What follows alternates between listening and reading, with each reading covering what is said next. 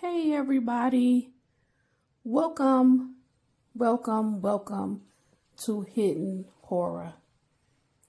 Thank you for spending this time with me. I appreciate that. Let's get started.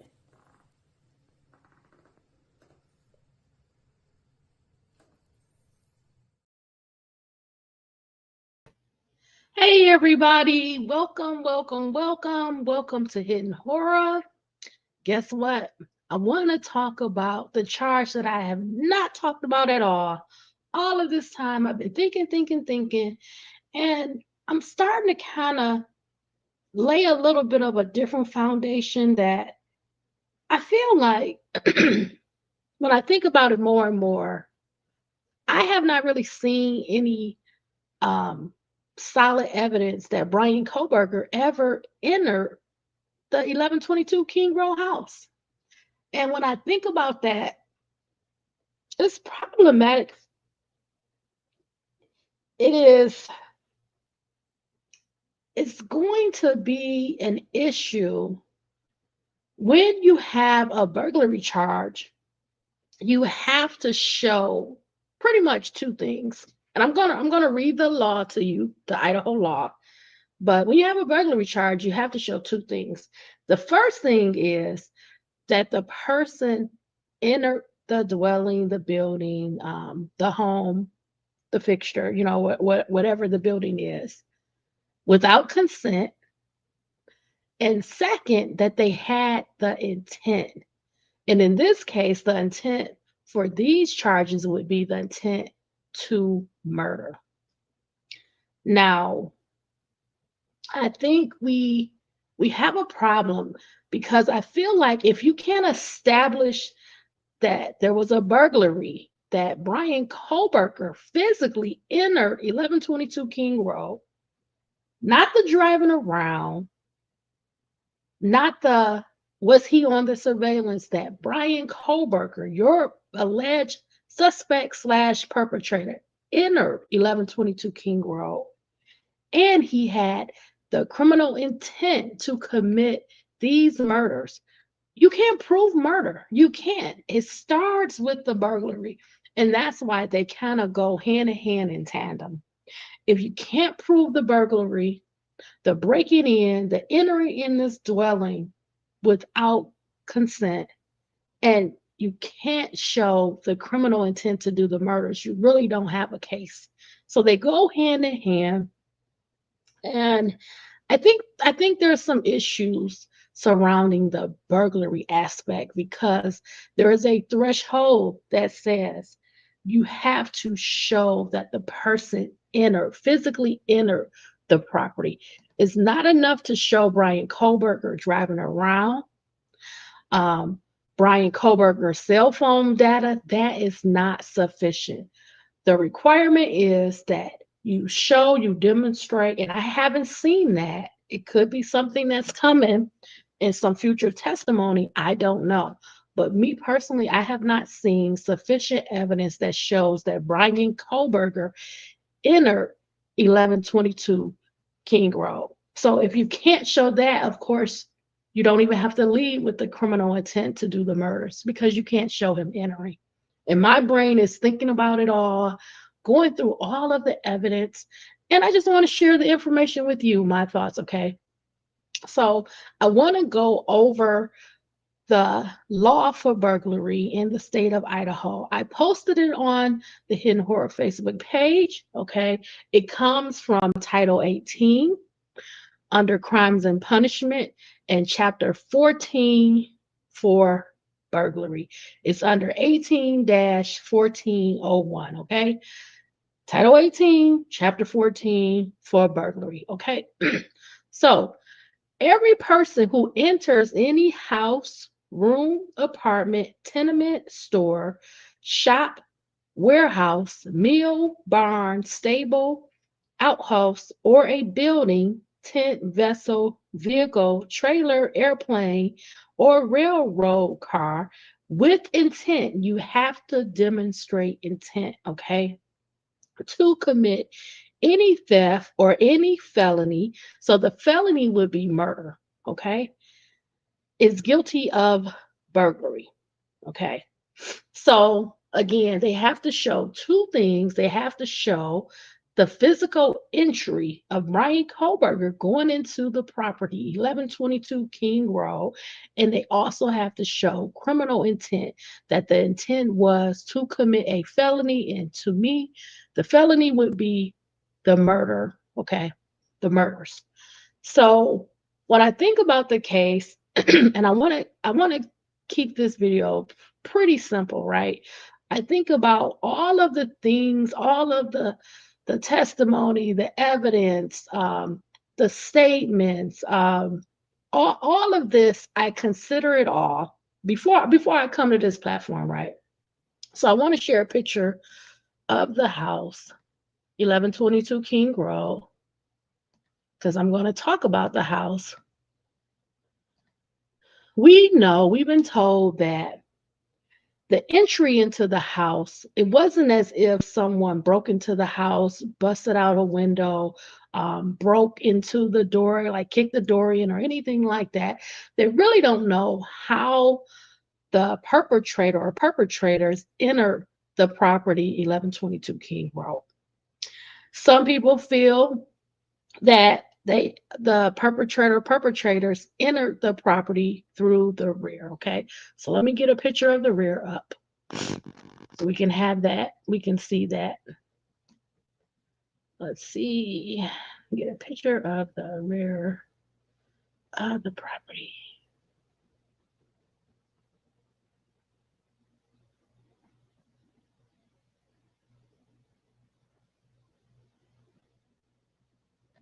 Well, we can kind of see, we can focus on this picture because really people feel like the perpetrators may have gone into the rear of the property through this sliding door, this sliding glass door. But it's important that the prosecution establish, how did Bryan Kohberger or the perpetrator or perpetrators enter the property? They have to demonstrate that, because part of the burglary aspect is the person actually entering the property. And I know some people are going to think, well, because the knife sheath was allegedly found next to Madison Mogan, then that is evidence. Well, you really can't use that as evidence, and I'll give you a couple of reasons why.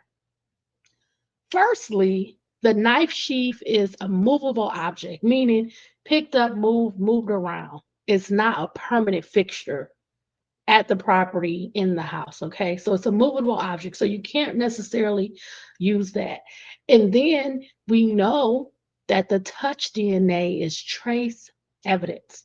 It's skin cells, and it doesn't mean that Bryan Kohberger, if it's even his touch DNA, because we already know we have issues with the IGG and the FBI using an unauthorized lab. So they would not disclose how they come to find out about Bryan Kohberger and their methods.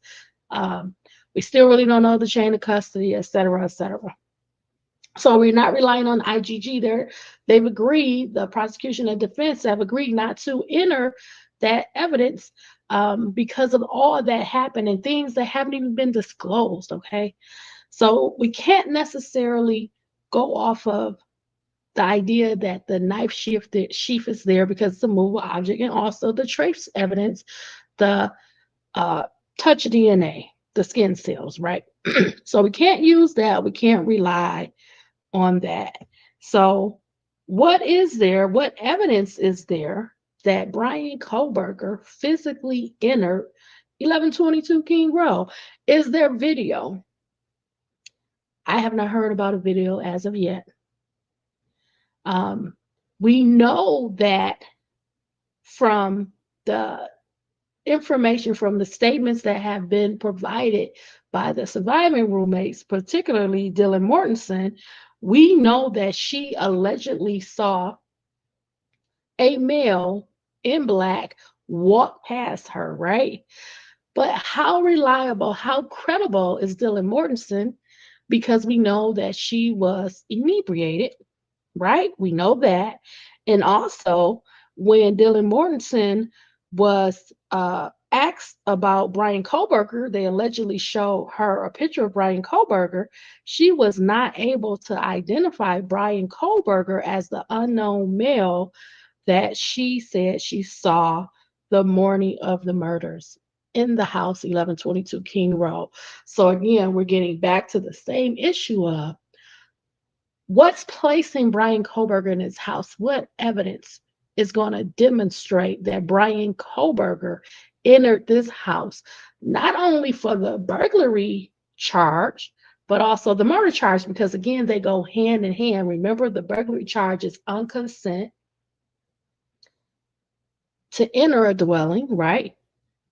You have to show he physically entered it, and then hand in hand with that, you have to have the criminal intent to commit the felony, which would be the murders.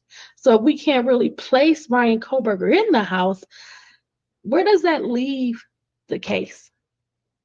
Where does that leave the murder charges? Because we know that they have a suspect vehicle, right? That's been caught on various cameras, and they're going to try to demonstrate that the suspect vehicle is Bryan Kohberger's vehicle, right? And through these various cameras and everything, how you're going to prove that it's not just a white Elantra, but is it Bryan Kohberger's white Elantra, right? It can't just be any white vehicle, sedan, four-door. You have to prove that that vehicle is Bryan Kohberger's white Elantra. And moreover, in addition to that, you also have to prove that Bryan Kohberger was driving the vehicle and that, again, he entered this property, 1122 King Road. So you have to prove that. You can't just say it, right? You have to prove it. Now, another big part of the case is the cell phone data, finding where Bryan Kohberger was, his movements, his actions, the night of Saturday into Sunday morning. And sometime in this period, the murders happen, right? So we are told, the prosecution is telling us that they never obtained Bryan Kohberger's AT&T records, his time in advance records. Now we know that Bryan Kohberger has disclosed that his alibi is that he was driving. This is something that he does as a habit. He likes to run. He likes to stargaze, look at the moon. He likes to take photographs in different areas, right? So we know all of that information. We're clear about that. And he was doing that allegedly in different areas in Washington where he lived. He lived in Pullman, Washington. So he's saying the night or the time frame where the murders allegedly occurred, this is what he was doing. He was out driving, he was stargazing, he was taking these photographs, running, etc., etc. And how do you dispute that as the prosecution if you don't have the record? You can't demonstrate that during this window of time, we know it's between 2:47 a.m. and 4:48 a.m., where allegedly you don't know where Bryan Kohberger is because his cell phone with AT&T is not reporting to any network. He says he was doing this driving and he's using this as his alibi, and the prosecution is saying, well, no, that's not correct. We're going to show, we're going to demonstrate, we're going to prove that you were not doing that. You were actively burglarizing 1122 King Road, breaking into this home, entering into this home without consent, and committing a felony by murdering the 4 victims. Well, how do you prove that if you don't have the AT&T records? You have to have an expert to really verify everything, verify the car, that this is Bryan Kohberger's car, that Bryan Kohberger was in the car. You have to have an expert for the cell phone data, which you've disclosed you don't have the records between the time frame where Bryan Kohberger would have been allegedly the perpetrator of the murders. Now, the prosecution is saying, well, Bryan Kohberger allegedly turned his phone off. Bryan Kohberger, in his defense, is saying, well, I didn't turn my phone off. Well, I won't say he didn't turn his phone off because I haven't heard that, but I was in an area that did not have cell phone coverage. Okay. So all of that is going to be questioned. Okay. All of that is going to have to be gone through. And then the last thing that we can look at, we can consider, is the PCA of Brett Payne. Now, the reason I'm bringing this up, because it's not so much about the burglary aspect, but it's more about the felony, the murders. From reading the PCA of Brett Payne, that information is disclosed about the 4 victims and how they were killed.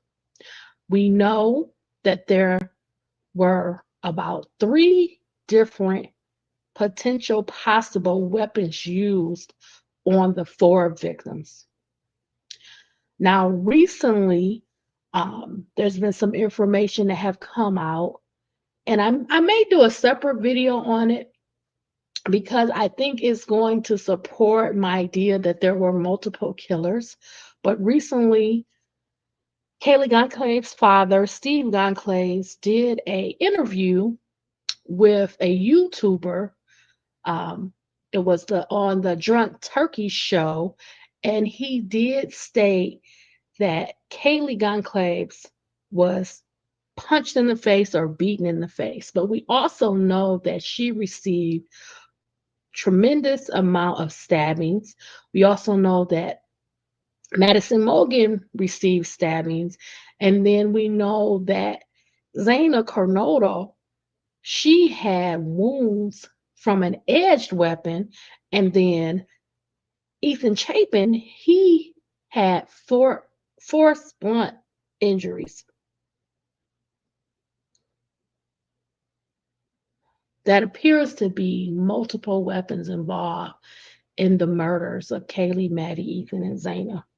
So again, if we go back to reviewing this case where Bryan Kohberger is the perpetrator, it does not appear, for example, that Bryan Kohberger could have committed the murders by himself. And it also appears that they cannot really place Bryan Kohberger in the house at 1122 King Road. It appears that there were multiple assailants. So when I'm thinking about it all, and I'm thinking about the burglary charge, I am concerned that I have not seen, read, or heard of any evidence, sufficient evidence, that places Bryan Kohberger physically entering into the property 1122 King Road. We've been told from different statements that have come out that there has been no evidence connecting Bryan Kohberger to any of the victims. And believe me, if they had the evidence, they would tell us. They would tell us, especially after I learned that they went back to when Bryan Kohberger initially got his cell phone through AT&T, which was June 23rd, 2022. They don't have any connection. They can't show a connection to Bryan Kohberger, not for stalking the victims, not for surveilling the victims, or any type of contact with the victims. So again, this makes it even more challenging to demonstrate that he would decide, out of all people, out of all properties, to go into this property, 1122 King Road, when multiple cars are parked in the front of the house. You know, who does that? Who wants to break into a house where multiple people are in front of the house? Multiple cars are parked in front of the house. You have to imagine that you're going to encounter a lot of people if you see multiple vehicles. It really does not make sense for Bryan Kohberger to break into 1122 King Road when you're going to face so many people. This is a huge house, 3 stories, multiple cars parked in the front. Who would think I'm going to break into this house? It just doesn't make a lot of sense. Um, this is where my mind, it just goes through all of the evidence, all of the evidence. And I'm just sitting here and I'm thinking and I'm wondering, you know, isn't it more likely that the blood DNA that was found at the crime scene with unknown male DNA would be more relevant than skin cells? The blood on the handrail, the blood on the glove. The assailant would probably want to put on a glove, right? And then you have the unknown male DNA, the 3 mixture under Madison Mogen's fingernails. When you think about it all, you consider it all, it just seems less and less likely that Bryan Kohberger either committed the crime at all or committed the crime by himself. And I'm thinking, I'm searching in my mind, I think it's going to be pretty hard if they can't prove the burglary charge against Bryan Kohberger. I don't know how they're going to prove the murder charges. They have to show Bryan Kohberger entering into this property. They have to show that. Not too concerned about the intent, the criminal intent to commit the felony, the murders. Not concerned about that. Concerned about the inability to demonstrate the burglary charge, the entry into 1122 King Road. I think it is a big, big problem. And I don't think, if they can't prove the burglary charge, I don't think they can prove the murder charges. My thoughts. Let me know what you think, okay? I've been thinking about something else and I have an idea. I'm kind of developing it in my mind. But I'd like to demonstrate things, and I'm trying to confirm something that I heard a long time ago about Dylan Mortensen in a statement that she made. But if the statement that she made can be confirmed, I will come back and I will do this video on how I feel Kaylee Goncalves may have been attacked by 2 assailants. I'm formulating this idea in my mind because I'm really imagining how the attacks unfolded. And something, I have to confirm Dylan Mortensen's statement. I haven't found it yet, but I have something I need to read that's very long. And it may be in there. And it involves her interviews. But if I can confirm that she made this statement, I do not think Bethany Funk made the statement. I can recall, I believe it was Dylan Mortensen that made the statement. I think I have an idea, a solid idea of how the attacks on Madison Mogen and and Kaylee Goncalves unfolded on the 3rd floor. I think once I lay this out, I think it makes sense.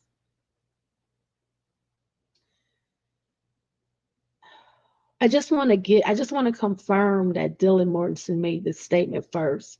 If I can confirm that Dylan Mortensen made this statement, I will come back and I will give you my idea of how Kaylee and Maddie may have been attacked if the attacks happened at 1122 King Road. I've been thinking about it, been going through it in my mind, And I think I have an idea, something that was uh, said that was attributed to Dylan Mortensen, and I want to confirm it because if I can confirm that Dylan Mortensen said it, it would help aid me in putting together how I feel the attacks on Maddie and Kaylee unfolded on the third floor at King Road, and it would explain a lot. It would explain Murphy barking, Murphy being on the third floor in Kaylee's room.